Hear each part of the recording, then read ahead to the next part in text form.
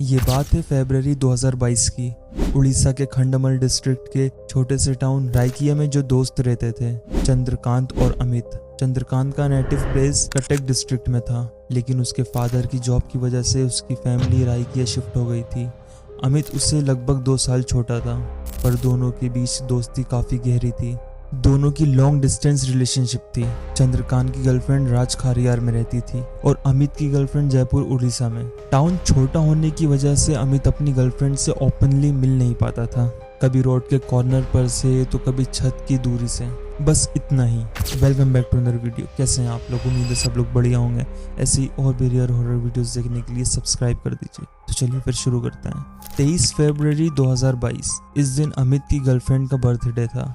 अमित ने चंद्रकांत से कहा, भाई आज जाना ही पड़ेगा, तू भी अपनी वाली से मिल ले। चंद्रकांत मान गया।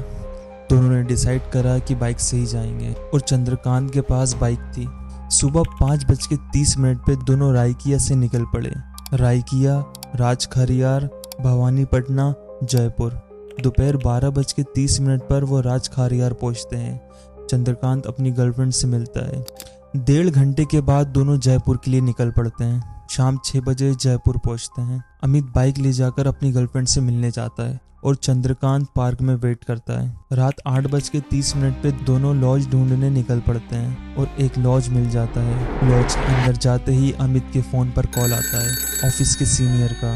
तुम्हारी रिपोर्ट में एरर है, कल सुबह 9 बजे से पहले फिक्स चाहिए। अमित घबरा जाता है, उसके पास कोई ऑप्शन ही नहीं था। अमित कहता है, भाई मुझे आज ही रायकिया पहुंचना पड़ेगा। चंद्रकांत मना करता है, इतनी रात को, वो भी इस जंगल से। सुबह निकलते हैं, पर अमित ऑलमोस्ट रिक्वेस्ट करता है। फिर चंद्रकांत भी आखिर मान जाता है। जयपुर से निकलते ही 10 किलोमीटर बाद एक रोड साइड ढाबा मिलता है।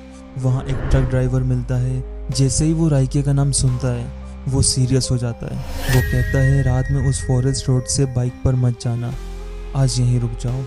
उसकी आवाज़ में एक डर था, पर वो दोनों उसकी वार्निंग को इग्नोर कर देते हैं। भवानीपटना के पास पुलिस रोक लेती है। आधार कार्ड और बाइक की फोटो ली जाती है। इंस्पेक्टर कहता है, फॉरेस्ट रोड है, संभाल कर जाना।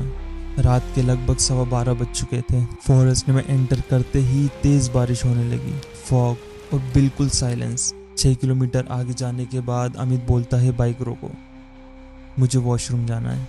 अमित जंगल के अंदर जाता है और वापस आ जाता है और बाइक फिर से चल पड़ती है। बारिश और तेज हो जाती है।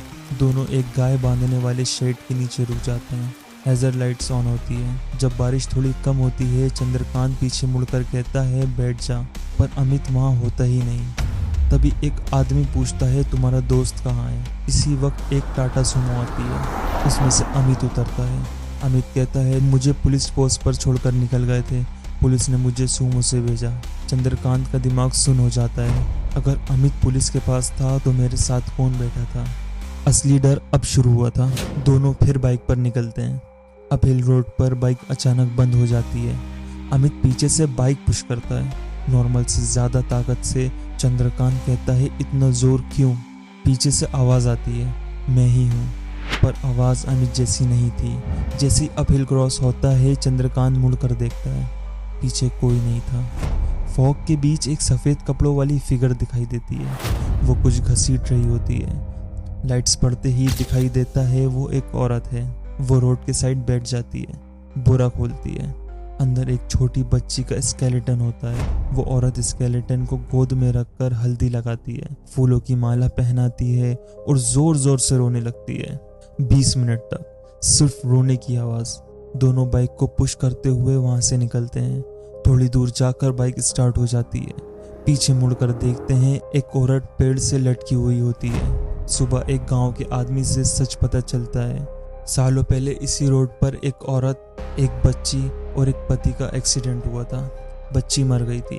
पागलपन में उस औरत ने उसी जंगल में सुसाइड कर लिया। आज भी उसकी आत्मा उसकी बच्ची को ढूंढती है। इस जंगल में रात को सफ़र करते वक्त हर साथ चलने वाला इंसान नहीं होता।